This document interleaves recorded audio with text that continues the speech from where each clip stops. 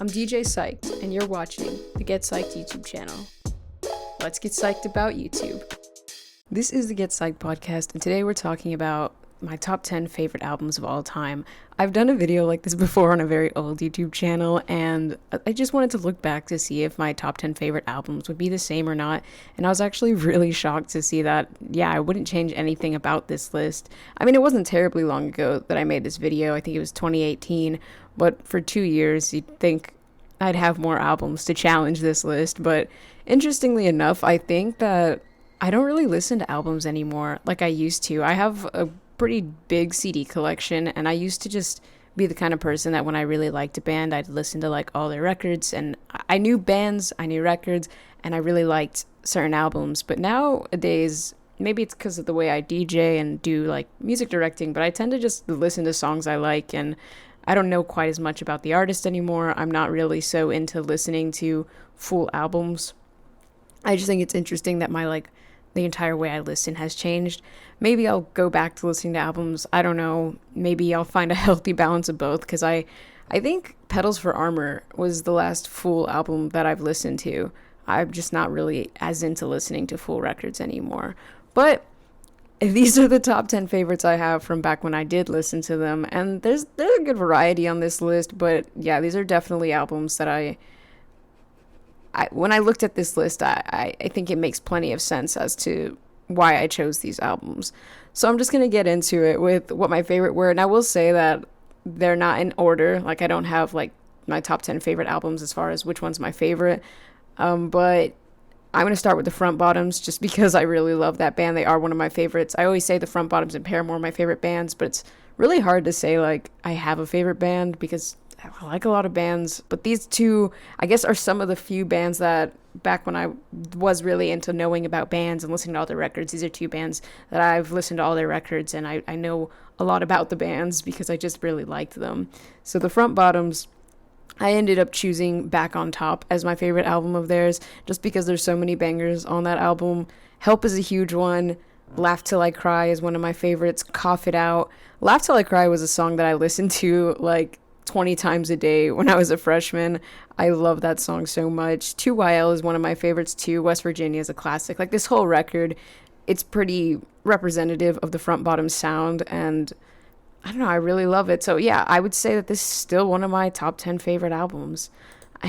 There's really nothing else I could say about that. I mean, I did end up getting the Front Bottoms logo tattooed on me shortly after I got really obsessed with the band and found out that like I really liked all their stuff, and I was like, why not? And I did, and I don't regret it one bit. Their newest stuff has been really good. They just dropped like a little EP, a few singles for what I'm assuming is going to be another record coming out soon, and Everyone Blooms is just a banger, so it wasn't a bad decision to get that tattoo. And like I said, Paramore is one of my other favorite bands. I do have a tattoo. That one's kind of on my leg. I don't think I'm going to go through all the trouble of showing that, but I, once again, just kind of had to choose a record from this band. I could very easily probably use all the Paramore records to take up half this list, but I wanted to be fair to other bands and other records I liked, so I just chose one. I chose Brand New Eyes. I think that record is just really meaningful, especially like they talk about the name. Brand New Eyes is all about how you're supposed to look at someone with new eyes, and it's just a really beautiful message. I love it. They have like a whole series thing online that you can find, like a video series they did where they talk about the deeper meaning behind Brand New Eyes and how it kind of reconnected them as a band. And if you know a lot about Paramore's history, and if you don't, you could check out the podcast I did with Maddie on Paramore's history. This was around the time when they had finally gotten all of the what was original Paramore, back in like Riot Days together. Taylor was officially a member of the band. Jeremy was still in the band at the time, so were Zach and Josh Farrow. And so like this is kind of like the full lineup. This is when the kind of what you think of when you think of original Paramore, when all of them were still in the band. But they obviously, after this record, they ended up losing the Farrow brothers in the band. So this record was kind of their last try at keeping the band together, in a sense. Like, they said, trying to see each other with brand new eyes, trying to let go of things that had happened in the past, and trying to just see someone with Brand New Eyes. I mean, it's right there in the title. And the album is very honest. Like, they talk about on the record how it was kind of hard to record some of these songs because they're, like, kind of about each other at some points. And they're very, very honest. Like, Ignorance is a very deep song, aggressive kind of in a way, but a really good song. And Playing God, too. Like, they're making great points. They're about, you know, problems you can have with people, and this album is just really beautiful. There's really not much more I could say, and it was hard to choose which album I'd say was my favorite, but I went with this one just because I thought the meaning was beautiful, and this was also a big transition period for the band. The sound was changing up a bit here. The only exception is on this record, which is definitely a standout track for Paramore, because at the time that, like, first of all, there's not really that many Paramore love songs, especially in the earlier discography, so, like, it was a kind of a groundbreaking track for Paramore. It was very different. It was them stepping out of their comfort zone and doing something else. So I think this record is just really good for that, because it's such a breakthrough record for them, I think. And yes, Paramore's lineup has changed a lot through the years, but their music has never gone down in quality. Paramore, self-titled, I absolutely love that record. That could very easily have made my favorite too. Like I said, I decided to weigh the options in my head, and I chose Brand New Eyes, but their self-titled is absolutely one of my favorites too. There's so many bangers on that album.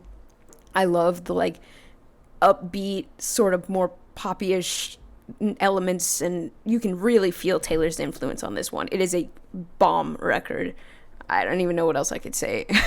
And After Laughter was absolutely fantastic. I bought that record so hard. I mean, Paramore sound develops, but all of these elements have always been in their music in some way. You know, there's always been the pop, even with the rock, and sometimes you get kind of like that indie feel, but it's just in different records they let different members shine, and that really pops through in the later discography. I definitely think that the self-titled really feels like Taylor got a lot of influence on that. Obviously they all contribute, but I think in this record of After Laughter, you really get a lot of, I'm trying to make sure I say the right Farrow brother, Zach Farrow's influence. Definitely after he did his solo project, you could feel that solo project coming back into this one. But back to the top 10 albums that we're talking about. Beartooth was the first metal type band that I ever listened to. This was like the first kind of metal record I ever listened to in its entirety, and I really, really loved it. Disgusting. It was the debut record under the name Beartooth. That album, it's just really good. I mean, there's nothing more I could say. There's a lot of real deep talk in it. He talks about addiction. He talks about abuse. It's a really deep album. I love the song Ignorance is Bliss. It reminds me a lot of Ignorance by Paramore, just because a similar theme. Obviously, they're both talking about ignorance, and it's very aggressive and beautiful. I don't know. I really loved this record. It's my favorite of the bands for sure. I like Aggressive and some of the songs off of that, but I never listened to Disease. That came out just last year. I haven't listened to it just yet. Like I said, I really have been slacking on listening to records over the last 2 years, but I mean, this album was an absolute banger. It's the first metal album I ever fully listened to. It's amazing. I'd recommend it to anyone who's into metal.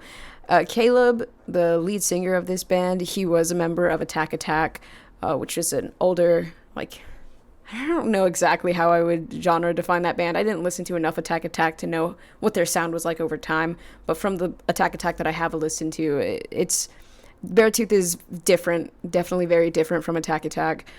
Caleb wasn't always doing vocals in Attack Attack, but he did do them at some point, and he is also, like, really, really, really talented. He did all of the instrumentation and the singing and the writing and the producing and stuff for that first Beartooth record. I'm not sure if he still is, like, the main one doing everything for Beartooth, but I know that on that first record, he basically put the whole thing together. He did have, like, a touring band that ended up touring with him, but, like, as far as writing the record went, that was, like, his sole project, which I think is really neat, and it made me admire the record even more. Now, on to the next record, Bad Sons. This was one of the first indie records I ever listened to. It's very indie pop, but that was my introduction to indie, and I thought it was really neat. It's such a good album. It's called Language in Perspective, and it's like, I was really into, like, you know, I don't know, mind stuff back then, thinking about, oh, life is trippy, existentialism. I don't know. So Language and Perspective was a good album because there's a lot of, I think, themes of like existentialism and just questioning life in this record, especially in the opening track, Matthew James. He's very open about certain lyrics, just straight up calling out life. Like, what is the meaning? What is the point? Why would someone have life like this? It's kind of aggressive in that sense, which I really like. But then there's also just tracks that feel a lot more fun and less existentially demanding. There's like Take My Love and Run. That one's just fun, exciting. I don't know. But yeah, this record has a lot of variety in it as far as sound goes. Cardiac Arrest, the lead single off of it, is just very poppy and fun and like lovey-dovey song. But there's Pretend is a much slower track. Sleep Paralysis is really eerie. I really still go back to this album a lot. It's fantastic. I mean, obviously it's on my top 10 list, but it's fantastic. It's got a lot of variety, and I really like the band. Disappear Here, I listened to most of this record. Like I said, I'm just terrible at listening to records these days. This one came out in 2016. I know a good few songs off of this record, but I don't know it in its entirety. But from the tracks I do know, it is a really good record still. It doesn't seem to have the same kind of existentialism theme that Language and Perspective had, which, I mean, that was the theme of that album, so obviously they're not the same, but it's a really good record. I really like Disappear Here, Heartbreaker, Violet, and Outskirts of Paradise. Those are, I think, my top 4 favorite off the top of my head. Daft Pretty Boys is really good too. I think that's like one of the biggest singles off of this one. But yeah, great album, Bad Sons. Next up is Breathe Carolina. So something I really like about this list of albums is that there's a lot of variety in it. I think as far as my taste in music goes, sometimes I feel like I listen to the same stuff all the time, but all these bands and albums sound really, really different. And Breathe Carolina definitely fits that. Breathe Carolina's Hello Fascination, released in 2009. This is one of my favorite like party type sounding albums. It's electronic sound, like that's what their main sound is, like electronic. There's some rock elements in there, you know, they have heavy guitars at parts, there's some screams in there, but there's also just a huge electronic influence, and it's really upbeat and fun. I mean, you could dance to any of these tracks, you could sing along to any of them. It's just a very high energy album. I work out to it a lot. Like, this is a really good album. It's very different from a lot of the other ones on my list because of that. Like, it's electronic, high energy. That's not really the kind of music I usually listen to, but for some reason I was really drawn to this one, and it's probably because of like the rock elements and the screaming and the guitars that show up in this record. There's also some elements you might not really expect from a band like this when you just start listening to them. I think it's I'm trying to remember which track it is. I think it's I Have to Go and Return Some Videotapes. I don't know, maybe it's I'm the type of person to take this personally. I know there's a track in this album that has like violins in it and stuff, and it's just really beautiful. Like, he's literally saying in the lyrics like the violins playing the song and then the violins come in, and it's this record is one that you should listen to like start to finish. It is mind-blowingly good. I go back to this one all the time. Like, this, I don't have any of these albums in a particular order, but if I had to say, like, this definitely is close to the top of one of my favorite albums because it is just explosive. It is an amazing album. I don't really listen to that much Breathe Carolina otherwise, which I probably should because I really like that album, and I'm sure the other ones are great, but I do like their tracks like Blackout and Hit and Run. Those are some that I've listened to off of the record that came after this one. But yeah, I just love that album a lot. So that's one of the few like albums that I love wholeheartedly but don't know as much about the band. Because a lot of these other records, like, I feel like I've really gotten into the artists in the band after really loving the record because I did more research, but for some reason I never really did that with Breathe Carolina, so I don't really have a lot of information to give on the band. All right, and another one that I really loved, but still I don't know much about the band, From Indian Lakes. This was also one of the first indie type records I ever listened to. I think I listened to this after Bad Sons, though. I don't remember exactly. But this one came out in 2014. It's called Absent Sounds. This is definitely very different from the other ones on the list, too, because it's the softest and lightest album on the list. All of the songs are pretty mellow. I mean, there are some that are slightly more upbeat, but given the album's nature, being an upbeat track on this album still doesn't make it an upbeat song in general. It's really mellow and calming. Breathe Desperately is like the lead track, the hook, the one that's very radio friendly. It's a great song. It's relaxing, but the other ones I think really shine over it. My favorite track, the one that I go back to the most often off of this record, is Awful Things. That track alone makes this record really fantastic. It's really sad and dark sounding. The video, I've only watched it a few times because this song really, like, I don't know, it just makes me really emotional. So I watched the video only like once or twice because it was just like blowing my whole mind. But there's a story in the song, there's a story in the record, and just you can feel his energy. I think it's really eerie and daunting when you listen to the album and you hear him like crying in the last few words. Like you feel the tears that he's holding back as he's singing, and it just makes it hit so differently. This is definitely one of my favorite records, but the whole thing sounds really good. And like I said, this was one of the first indie records that I ever listened to, so I think that's why it probably holds such a big place on my list and in my heart, because I really love indie now. So this was kind of my first introduction to this style and this sound. But like I said, I really don't know much about the band themselves. I do listen to some other tracks from some of their later records. I really like The Monster from the record that came after that in 2016. Not as much as I should. And this next one I'm pretty excited to talk about because this is an artist that I've managed to keep up with and an album I'm very excited to listen to soon. Declan Mckenna. What do you think about The Car? I'm pretty sure that was his debut record. I'm pretty sure about that.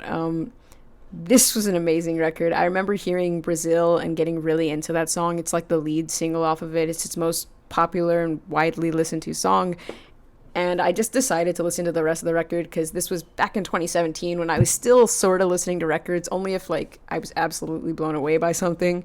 And so I listened to this whole record and I still, like, I can spin this. Like, this is similar to Breathe Carolina's record. This is one that I could say is closer to the top, even though it's hard for me to say where. This entire album, there's so many themes, so many sounds. There's some tracks that are very danceable, some tracks that are very sing-along, and then there's some that just hit really deep, some that are slower, some that are just like sitting in bed at 3 a.m. crying.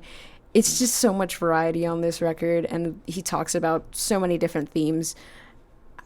And I really love Declan's voice. His style is unique. It's really hard to explain. I wouldn't exactly call this an indie record, though in some ways I would say it has that kind of influence. I wouldn't say it's really a pop record either. I have a hard time trying to pin down his sound because I just think it's uniquely Declan. And I absolutely love it. He also is very not shy about talking about political type topics. I hate that word, political, but it's kind of what he goes for. He's willing to speak about world issues and speak out and give his opinion. There's one song in here where he just like straight up talks about like someone made this law over their lunchtime snack. Like he's basically just mocking the rich, and he does that a lot in some of his songs and just kind of like puts his opinion out there, and he makes it known what he's singing about, and he's not shy about talking about these things that matter to him. And I think that's what makes this record so powerful, is that there's the songs don't just sound really good. There's some deep good meaning you can get out of this record.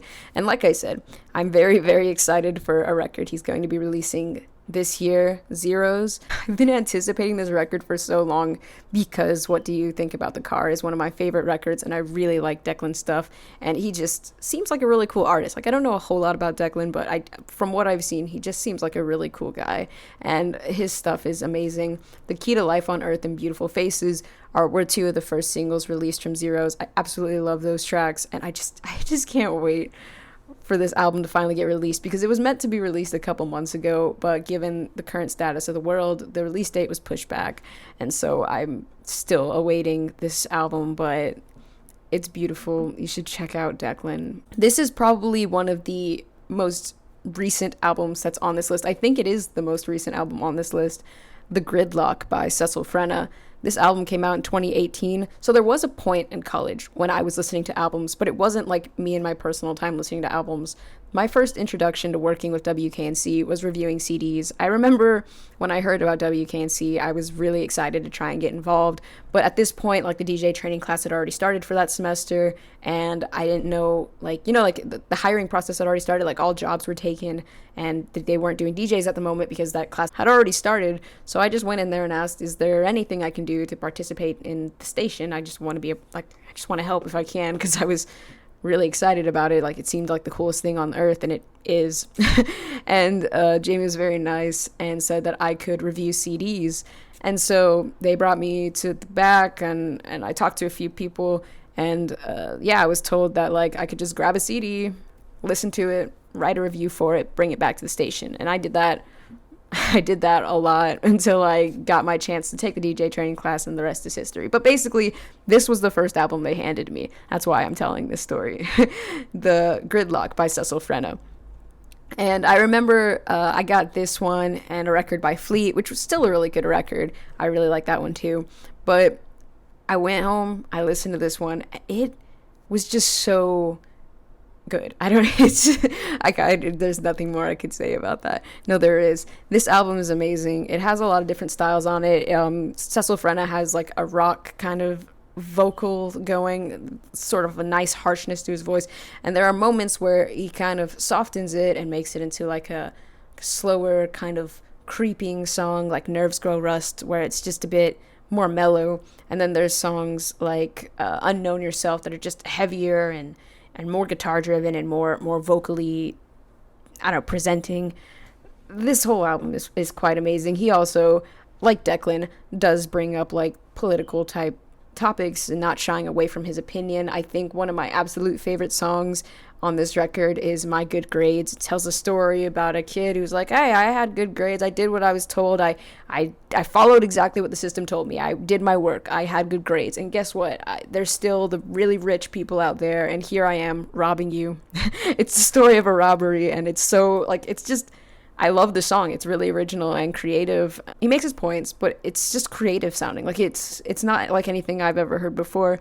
I think this album is just mind-blowing and amazing and deserves way more listens than it has. It's it's so good. And I did end up listening to his newest record released last year, Pit Boss. I love that record too. Baby You Got This is one that has made it on so many of my playlists. Are You a Cop is a good song. Cecil Frenna is not afraid to say what Cecil Frenna has to say, and I just love it. Like, this is a great album. I go back to it quite often. It's one I could listen through no problem. I don't think there's a single song on this record that I don't have a fond love for. Now we're getting into the last two records on this list, and I'm pretty excited because they are older records. Not super old, but like I'd say like my middle school or earlier years. My Chemical Romance had to make the list. I mean, My Chemical Romance was like my top band in my emo phase, like most people. I mean, you can guess what the record is, I'm sure. The Black Parade. This album's a whole classic. I don't collect vinyls anymore. I tried that for a little while. I didn't like it, but this was the only vinyl that I went out and bought, like, brand new. Well, no, actually. This and Cecil Frenna. I got the Gridlock in vinyl as well, and I had the Black Parade in vinyl. I just had to, because this record is mind-blowingly amazing. I love this. I can still go back to it all the time, listen start to finish. Like, I don't even really have to explain, because this is one of the most popular, like, emo albums of this time. This is just one of the most popular albums in this genre. Everyone knows of the Black Parade. If you don't listen to it or like this kind of music, you still know about My Chemical Romance. You still know about the Black Parade. Most people won't realize that they know some of these songs, but they do. This is just a really popular album, a really popular band, and that's for a reason. It's amazing. I love this record a lot. There really isn't much more I could say about it, because like I said, it's a very popular album. It has good reason to be popular. It's fierce, it's strong. Gerard's vocals are just crazy good. The guitars and the instruments, everything is just on point. There's danceable tracks. There's lower tracks, like I Don't Love You makes me want to cry so much.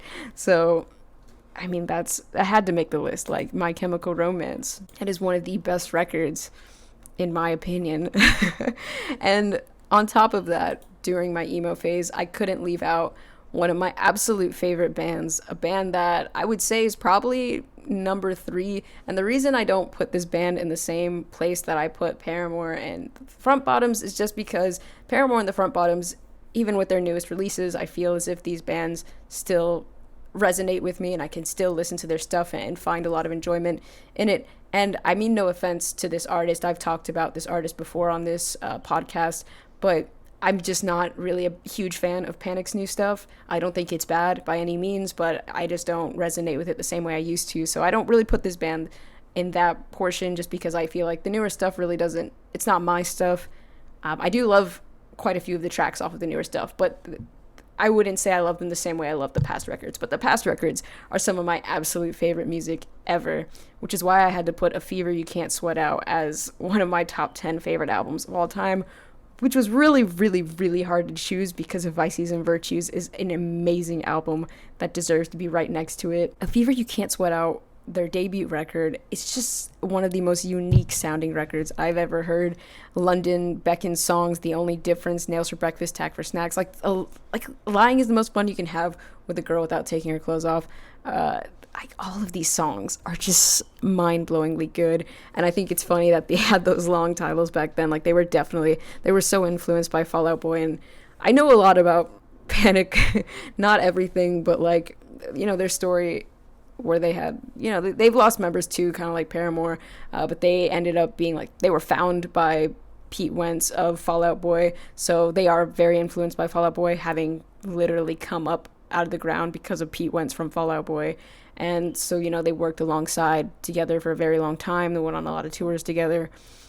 But this album's just, I don't know, there's not much more I could say about it. I keep saying that, but it's true. And, I mean, I can say that, let me see, Time to Dance, that is one of my favorite songs off this record, because that song is based off of Chuck Palahniuk's novel Invisible Monsters, and I'm pretty sure I've talked about that on the podcast as well at some point, because Chuck Palahniuk is one of my favorite authors now, and it's thanks to Panic at the Disco that I even know that author exists, because I found Panic first, found out about this song, found out it was based on this book, read the book, and became a huge Palahniuk fan. I would have never known about this author, not that I would have never, but I probably would have taken me much longer to have found this author if it weren't for the fact that I started reading Invisible Monsters because I wanted to understand this song better.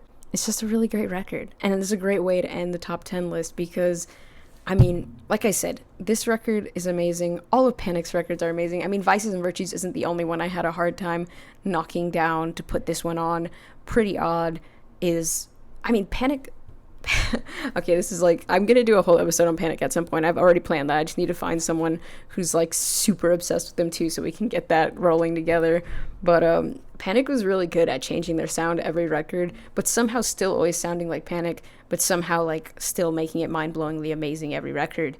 And I still think that's true. I still think Panic makes really good records, and I like their stuff. It's just not, it doesn't resonate with me the same way it used to. But I still think that Brendan Urie and whoever is still I don't really know that much about Panic now, but whoever's still a member of the band, they're doing a great job. But these earlier records, they're just, I don't know, they resonated with me a lot. These are records that, I have all of Panic at the Disco's old albums in CDs, and I could pop in any of them and listen to them fully through.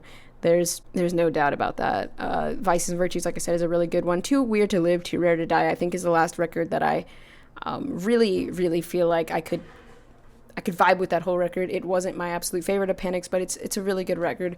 I do like Death of a Bachelor. I have listened to every song on this album. I enjoy it. Like I said, just not in the exact same way. That's a good one. And Pray for the Wicked this is the point where I haven't listened to this whole record, but that is also the point in music in general when I don't listen to a lot of records. So that's not personal towards the band. I just don't listen to records like that anymore. But yeah, like, so Panic is definitely up there, one of my favorite bands, and that's something that, like, I've always said, like, Paramore is my favorite band, but then I got really into Front Bottoms, and then those two are my favorite bands. I've never really claimed Panic to be one of my favorite bands, but the more I look back, and as the years go on, the more I look at their discography, it becomes very evident to me that there are a lot of bands that I really love their albums. I love Fall Out Boy's albums a lot. I love My Chemical Romance's albums a lot, but Panic at the Disco is one of those bands that just stands out to me a lot. And I think they're definitely one of my favorites. Like, their records aren't just good, they're outstanding. So that's it. That was my top 10 albums list. I don't really know when this will change. I mean, it's been 2 years, and I think that these are all still great choices, and I can't imagine knocking one of these albums off the list. I mean, I sort of can. I'm not gonna lie. There's a couple here that I just haven't listened to in a really long time, and I think if I found the right album, I might have to knock it off the top 10 tier. But so far, like I said, I don't really listen to records like that. Although I will say Hayley Williams' Petals for Armor, to put an album on my top 10 list, I have to have been rotating it for a very long time. I love that album, and I think it's going to make this list for sure. I do think at some point it's going to knock something down. I love Petals for Armor a lot, but like I said, it's gotta withstand the test of time so I can feel secure about throwing it in here, because I don't want to be too fast to throw something in my top 10 of all time. But I'm pretty sure it's going to make it in. So yeah, thanks for listening if you've listened to all of this rambling. What are your top 10 favorite albums? Let me know. I will link my stuff below so you can reach out if you want to. I would love to know, what are your top 10 favorite albums? Is there a lot of variety in them? Do they change often? Or are you like me and like your top 10 have been set for a really long time? Because I think literally like only three of these made it onto the list in college, but the other 7 were all from high school years. So I don't know, maybe the list will change more after college and when I can reflect. But like I said, I didn't really listen to a lot of albums in college anyway, so I don't know. Do you listen to records in their entirety, or are you just kind of like a song person? Do you like to get into artists? I don't know. Just let me know. Be a part of the conversation. Thanks for listening. Until next time, let's stay psyched about music.